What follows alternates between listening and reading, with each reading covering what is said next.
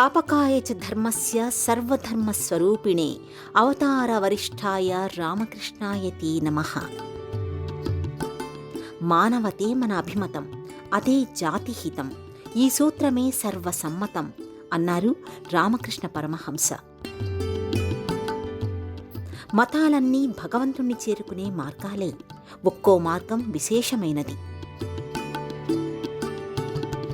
ఎవరు ఏ మార్గం ద్వారా అయినా చేరుకునే అంతిమ గమ్యం ఒక్కటే, అదే పరమాత్మ సన్నిధి. రామకృష్ణ పరమహంస ప్రధానంగా కాళీమాత భక్తుడు. అయినా సర్వధర్మాలను ఆయన స్వీకరించారు, గౌరవించారు. వివిధ సంప్రదాయాలను ఆయన ఆమోదించారు. అనేక సాధనా మార్గాలలో రామకృష్ణుల తపస్సు కొనసాగేది. నిర్వికల్ప సమాధి స్థితి నుంచి రామకృష్ణులు పరమహంస స్థాయికి వచ్చే వరకు ఆయనకు ఎందరో శిష్యులయ్యారు.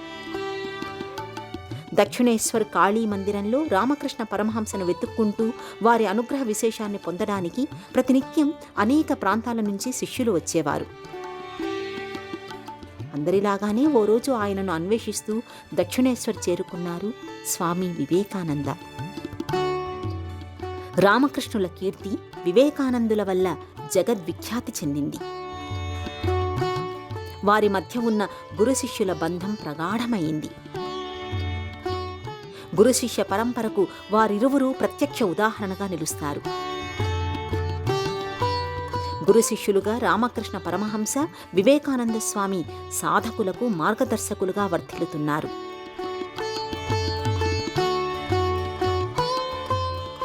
దైవాంశ సంభూతుడిగా తనను ఉద్ధరించడానికి, సనాతన ధర్మాన్ని ఉద్దీపన చేయడానికి రామకృష్ణులు అవతరించారని వివేకానంద పేర్కొన్నారు. తరతరాలకు రామకృష్ణుల దివ్య సందేశాన్ని అందించేందుకు స్వామి వివేకానంద పశ్చిమ బెంగాల్ రాజధాని కోల్కతాలోని బేలూరులో రామకృష్ణ మఠాన్ని స్థాపించారు.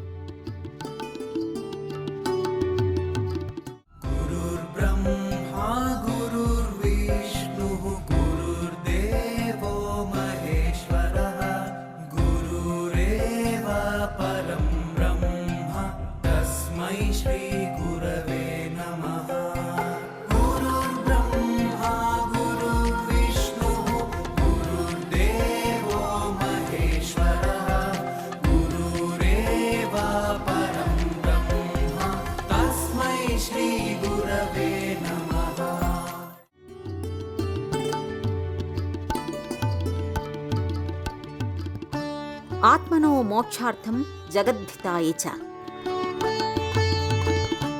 జగత్తును ఉద్ధరించడం కోసం జీవితాన్ని అర్పించు అనే సందేశ స్ఫూర్తితో స్వామి వివేకానంద రామకృష్ణ మిషన్ను స్థాపించారు.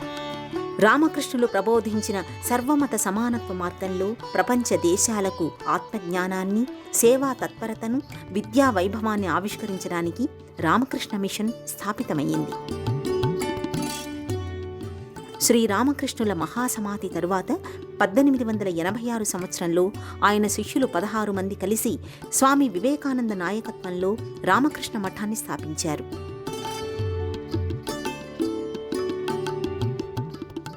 ఈ మఠానికి విరాట్ రూపాన్ని కల్పించి 1897 సంవత్సరంలో జనవరిలో వివేకానందులు రామకృష్ణ మిషన్ నెలకొల్పారు.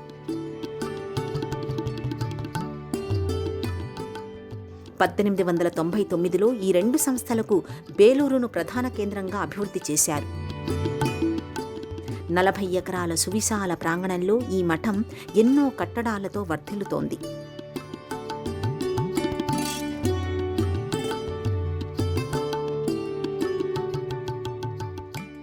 హుగ్లీ నదికి పశ్చిమ ఒడ్డున ఉన్న ఈ మఠం ఇండో పర్షియన్ బౌద్ధ శిల్పకళా సమన్వితంగా ఆకట్టుకుంటోంది.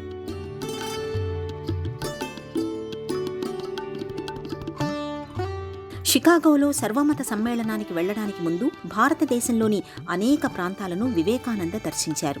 తాజ్మహల్, ఫతేపూర్ సిక్రీ ప్యాలెసులు, రాజస్థాన్ ప్యాలెసులు, మహారాష్ట్ర, గుజరాత్, కర్ణాటక, తమిళనాడులోని ఆలయాలను తిలకించారు. అమెరికా, యూరోప్ పర్యటనలో భాగంగా ఆధునిక మధ్యయుగ నిర్మాణ శైలికి సంబంధించిన కట్టడాలను వివేకానంద స్వామి దర్శించారు. బేలూరు మఠంలో వివిధ కట్టడాల నిర్మాణ రూపకల్పనలో వివేకానంద ఈ కట్టడాలకు సంబంధించిన నిర్మాణ శైలిని మేళవింపచేశారు. స్వామి వివేకానంద సోదరుడు రామకృష్ణ పరమహంస సన్యాస శిష్యులలో ఒకరైన స్వామి విజ్ఞానానంద సివిల్ ఇంజనీర్. ఆయన కార్యదక్షత బేలూరు మఠ నిర్మాణంలో కీలక భూమిక వహిస్తుంది.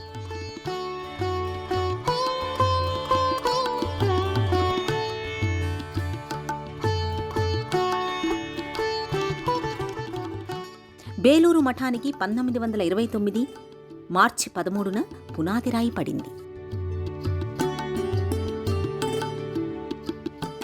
బేలూరు మఠ నిర్మాణాన్ని మార్టిన్ బర్న్ అండ్ కో సంస్థ చేపట్టింది. అ సింఫనీ ఇన్ ఆర్కిటెక్చర్గా బేలూరు మఠాన్ని అభివర్ణిస్తారు.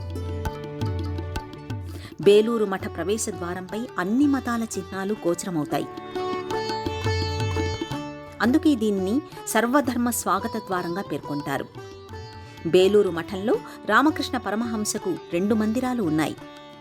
1938లో జనవరి 14వ తేదీన మకర సంక్రాంతి రోజు శ్రీ రామకృష్ణ మందిరంలో విగ్రహాన్ని ప్రతిష్ఠించారు. సార్వత్రిక మత విశ్వాసాన్ని తెలియచేసేందుకు ఈ మందిరాన్ని ఉదాహరణగా చెబుతారు. అనేక మతాలకు చెందిన నిర్మాణ శైలులతో ప్రత్యేకవాదాన్ని ప్రతిఫలిస్తుంది.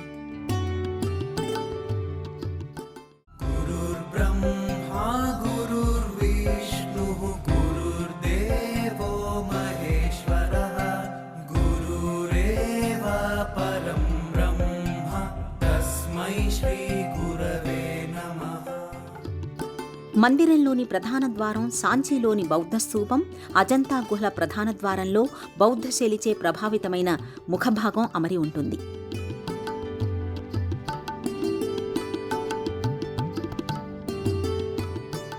దక్షిణ భారతదేశంలోని హిందూ దేవాలయాల్లో వలె ఎత్తైన గోపురాలు మఠంలో గోచరమవుతాయి.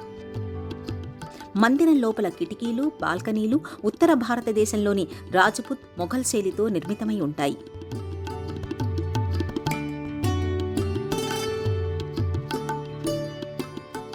మఠంలోని ఉత్తర ఈశాన్య భాగంలో ఉన్న పురాతన మందిరం రామకృష్ణుల నివాస స్థలం. ఆయన ఇక్కడే తపస్సు చేసుకున్నారు. ఆయన శిష్యులకు ఆధ్యాత్మిక బోధనను ఈ ప్రదేశంలోనే నిర్వహించారు. సరిగ్గా ఈ ప్రదేశానికి తూర్పుగా వివేకానందులు నివసించిన గది గోచరమవుతుంది. ఇక్కడే ఆయన మహాసమాధి పొందారు.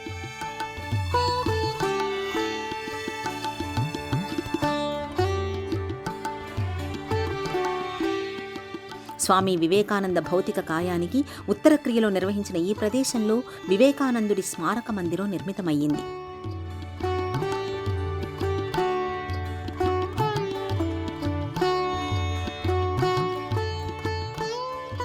వివేకానందుడి తరువాత రామకృష్ణ పరమహంసకి అత్యంత సన్నిహితుడైన మరో శిష్యుడు స్వామి బ్రహ్మానంద.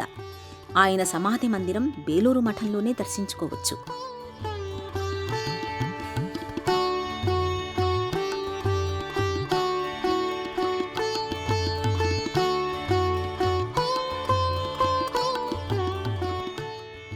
స్నానఘట్టానికి సమీపంలో శ్రీ శారదామాత మందిరం ఉంది.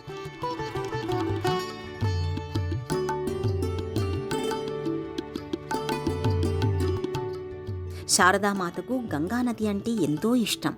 అందుకే ఆమె ఆలయాన్ని గంగానదికి అభిముఖంగా నిర్మించారని చెబుతారు.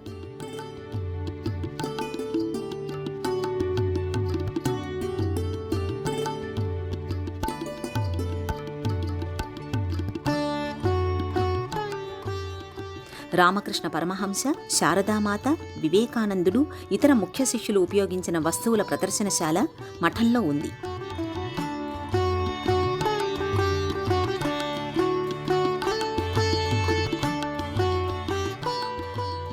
దీనికి పక్కనే శ్రీ రామకృష్ణ మిషన్ ప్రచురణల విభాగం ఉంది.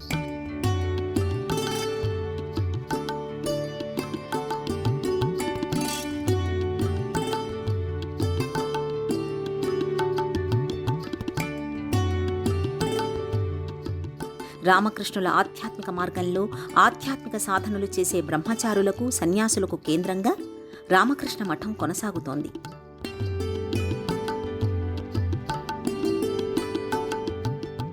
సర్వమత సామరస్యం, సామాజిక సమానత్వం, ఆధ్యాత్మిక తత్వజ్ఞాన ప్రచారం, సేవాభావ ప్రచారం, సామరస్య ధోరణి వంటి భావాల్ని ప్రచారం చేయడానికి ఈ సంస్థలు పనిచేస్తున్నాయి.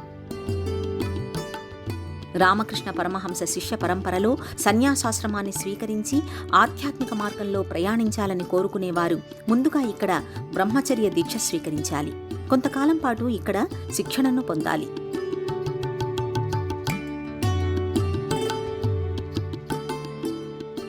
రామకృష్ణ మిషన్ ప్రధాన కేంద్రమైన బేలూరు మఠానికి 15వ అధ్యక్షులు స్వామి ఆత్మస్థానంద. 1949 సంవత్సరంలో ఆయన సన్యాస దీక్ష స్వీకరించారు. హిమాలయ పర్వత సానువుల్లోని మాయావతిలో స్వామి వివేకానంద నెలకొల్పిన అద్వైత ఆశ్రమానికి ఆయన చిరకాలం సేవలందించారు. ప్రధాని నరేంద్ర మోదీ లాంటి వారికి ఆయన మార్గనిర్దేశనం చేశారు. 2007 నుండి 2017 వరకు ఆయన అధ్యక్షులుగా కొనసాగారు. తరువాత స్వామి స్మరణానంద 2017 నుండి 2023 వరకు అధ్యక్షులుగా ఉన్నారు. ప్రస్తుతం స్వామి గౌతమానంద రామకృష్ణ మిషన్ అధ్యక్షులుగా వ్యవహరిస్తున్నారు.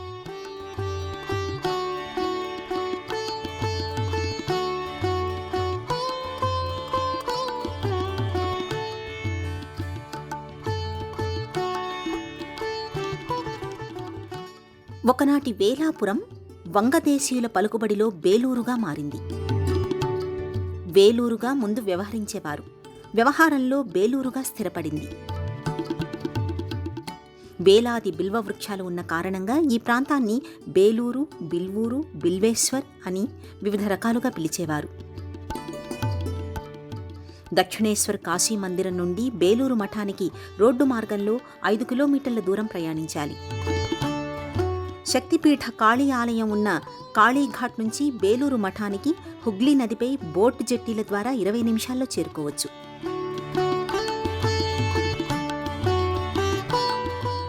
బేలూరు మఠం దర్శించవచ్చే సందర్శకులను ఇక్కడ ప్రతిరోజు అనుమతిస్తారు.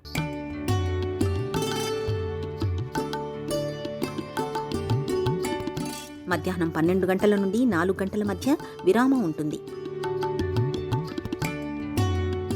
మఠంలోని మ్యూజియం జాతీయ సెలవు దినాల్లో, పండగల్లో తెరచి ఉండదు.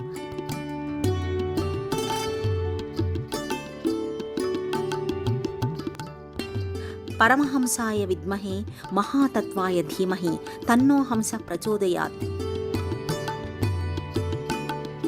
శ్రీరామకృష్ణ మిషన్కి సంబంధించిన చిహ్నంలో హంస, సూర్యుడు, పారే నీరు, సర్పం, పద్మం గోచరమవుతాయి.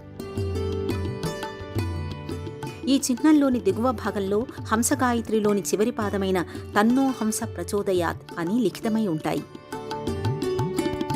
వీటి నేపథ్యాంశాల్ని వివేకానందులు విశ్లేషించారు. చిహ్నంలోని హంస పరమాత్మకు సంకేతం, మంచి చెడుల విశ్లేషణలను సంకేతిస్తుంది. పారే నీరు చైతన్యానికి సంకేతం, కర్మకు చిహ్నం. వికసించిన కమలం భక్తికి, వికసిత హృదయానికి సూచిక. ఉదయిస్తున్న సూర్యుడు జ్ఞానానికి, జాగృతికి ప్రతిఫలనం. పాము కుండలిని శక్తికి సూచిక.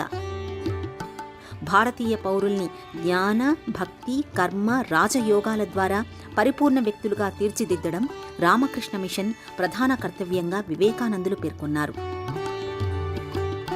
మహోత్కృష్టమైన సాధనకు కార్యరూపంగా రూపొందించిన రామకృష్ణ మఠం శాఖోపశాఖలుగా విస్తరించి నిరుపమాన సేవల్ని కొనసాగిస్తోంది. ఆకలి కొన్న మనిషికి కడుపు నిండా అన్నం పెట్టడమే అసలైన సేవ. అయితే ఆకలితో ఉన్న వ్యక్తికి ఆ పూటకు మాత్రమే అన్నం పెడితే ప్రయోజనం లేదు.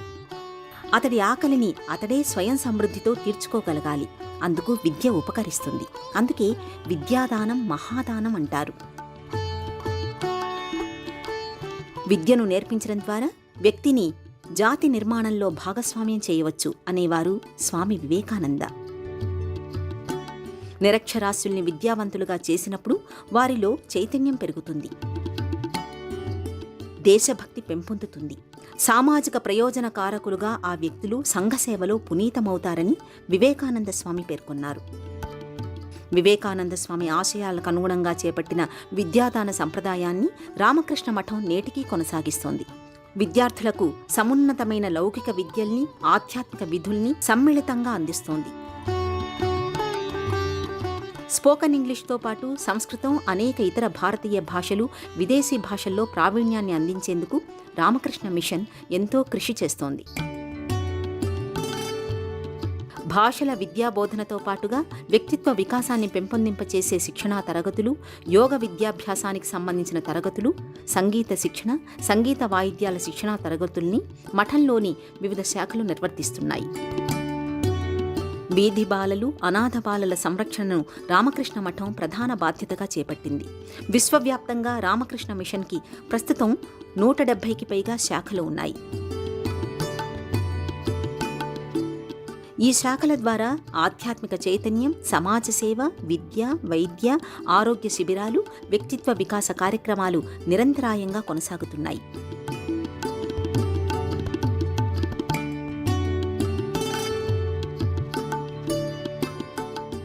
విశిష్టమైన ఆధ్యాత్మిక జ్ఞానం, జీవనోపాధికి ఉపకరించే లౌకిక విజ్ఞానాన్ని జమిలిగా అందిస్తూ నవ్య జీవన తరంగిణికి స్పష్టమైన జీవన వాహికగా రామకృష్ణ మిషన్ విలసిల్లుతోంది.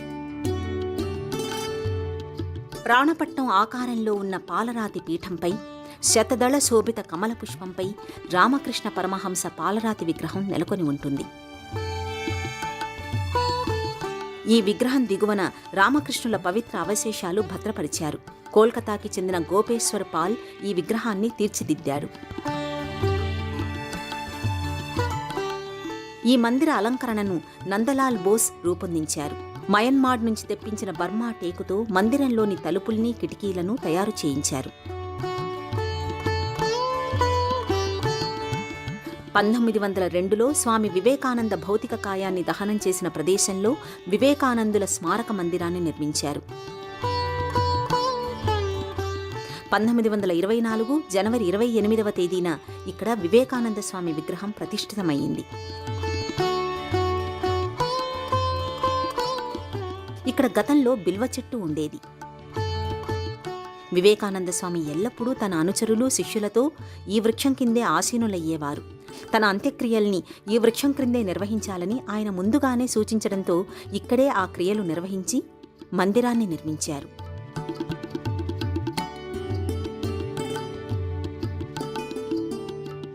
శారదామాత మందిరాన్ని 1920 జూలై 21న ఇక్కడ ప్రారంభించారు.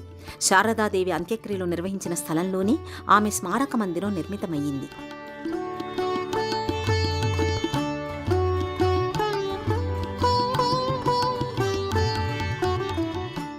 రామకృష్ణ పరమహంస ప్రత్యక్ష శిష్యుడు, రామకృష్ణ మిషన్ మొదటి అధ్యక్షుడు అయిన స్వామి బ్రహ్మానంద సమాధి మందిరం శారదా మందిరానికి చేరువలోనే ఉంటుంది.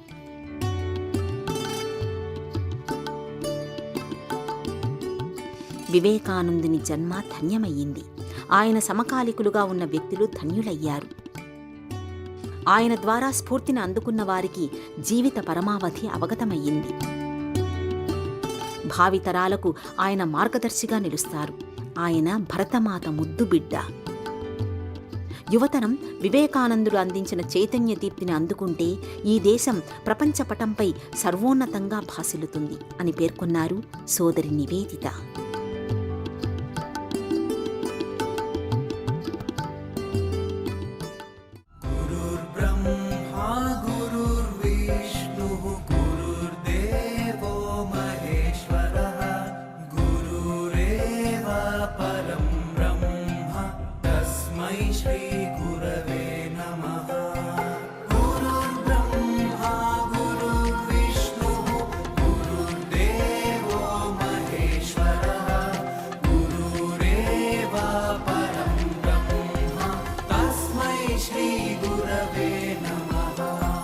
ఈ కార్యక్రమాన్ని తిరిగి చూడాలనుకుంటే www.youtube.com/@ETV Life Spiritual లో చూడవచ్చు.